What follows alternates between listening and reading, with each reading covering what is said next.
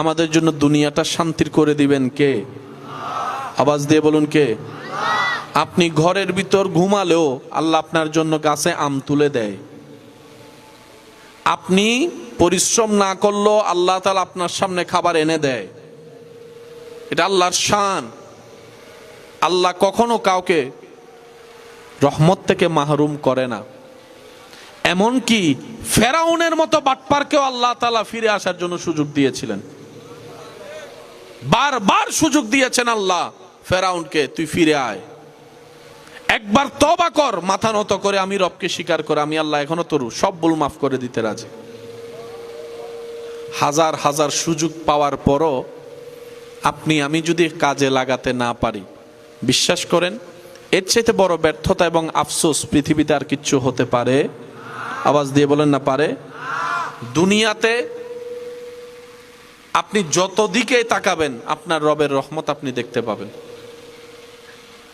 এই রহমত দেখার জন্য এই চোখের দরকার হয় না, সুন্দর একটা মনের ভালোবাসার অনুভূতির দরকার। একজন মানুষ দুনিয়াতে ভালো করে বেঁচে থাকার জন্য, দুনিয়াতে লাইভ করার জন্য, সুস্থ থাকার জন্য যা যা দরকার, যত ধরনের কমতিকে রিপেয়ার করার জন্য যা দরকার, আল্লাহ তাআলা পৃথিবীতে ফ্রি বেশিরভাগ সব নিয়ামত দান করে দিয়েছেন। গ্রাম অঞ্চলে মানুষের ঘরের পিছনে যে কচু শাক, যেটাকে মানুষ 2 পয়সার গুরুত্ব দেয় না, সেটাও দেখা যায় বিজ্ঞানের গবেষণায় শরীরের জন্য অনেক উপকারী। সুবহানাল্লাহ, একটু জোরে বলি, আর একটু জোরে বলি। যতই আপনি যাই খান না কেন, শাক সবজির সাথে তুলনা দিয়ে টক্কর দিয়ে জিতার মতো খাবার পৃথিবীতে আর নাই, যেটা মাটির থেকে ওঠে। সুবহানাল্লাহ।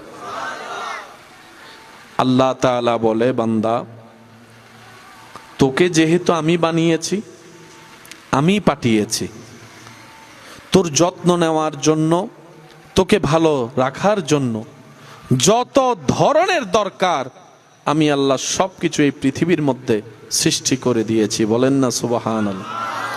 রব্বুল আলামিন যখন যে পরিস্থিতিতে রাখেন, যে পরিবেশে রাখেন,